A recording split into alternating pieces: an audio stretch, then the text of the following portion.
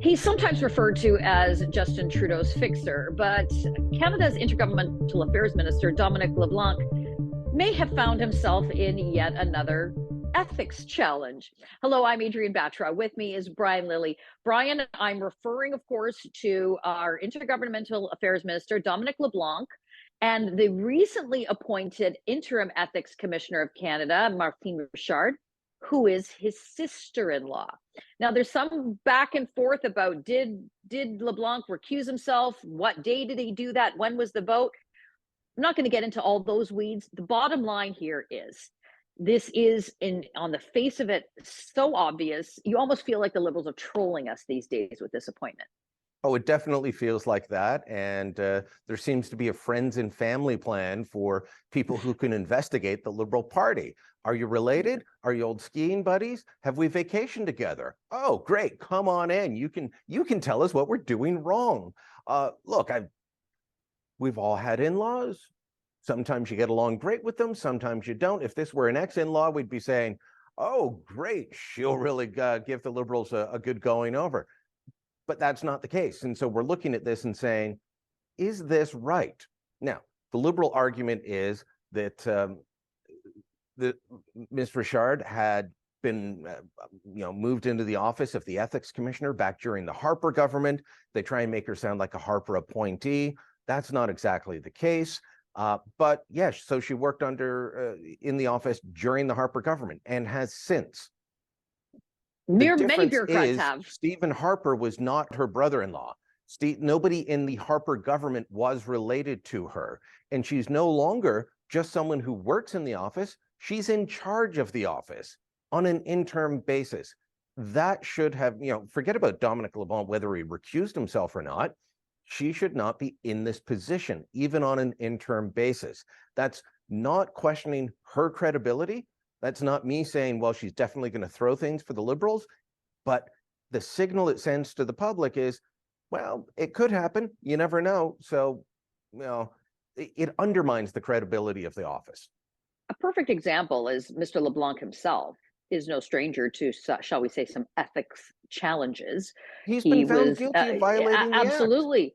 He gave a $24 million contract to a company out in the Maritimes to the cousin of his wife, and he was found guilty, and that contract has since been pulled. But how Liberals manage to find themselves in this position over and over and over again, and we get it's a bit of a cabal up in Ottawa, and everybody knows everybody, and as you say, skis with people, and they're at their wine parties together. So it's hard not to run into somebody or give an appointment to somebody that isn't somehow connected and tied into the Liberal Party.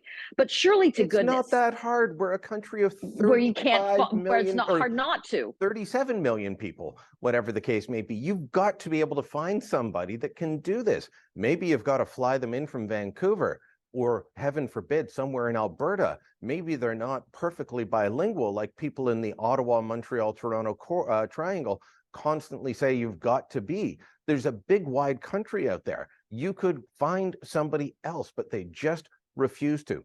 To use an Ontario example, Doug Ford, when he was elected premier, tried to appoint a friend of his, Ron Tavener, as head of the OPP.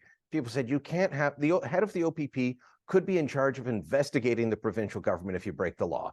You can't have that person be in charge of the OPP. They pulled that appointment.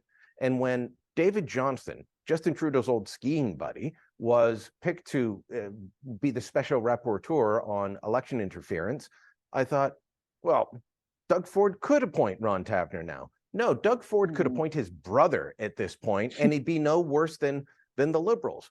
But this is being poo-pooed by far too many as, well, you're just, you're going too far. No, this is all fine. We're all friends here. No, we're not all friends here. And this makes it distinct to high heaven what's going on in Ottawa. I will not trust a single report that comes out at this point. And I think that's the key point here. And the last word to you on this. The key here is we know, again, the Liberal government, the Justin Trudeau Liberals, are find themselves in ethics situations all the time. I'm talking to you, Mary Ng. I mean, this is not uncommon territory for the Liberals. They seem to manage to skate on it in part because the penalties are they're toothless. They're meaningless and they're so insignificant.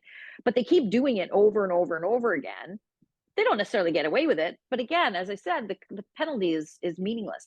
So the ultimate penalty will be when the next election is, and if Canadians decide to make a change in government. But Brian, what happens next in this regard? I mean, I know Conservatives, the opposition party, you're making a big hay of this. Does this go anywhere? What happens?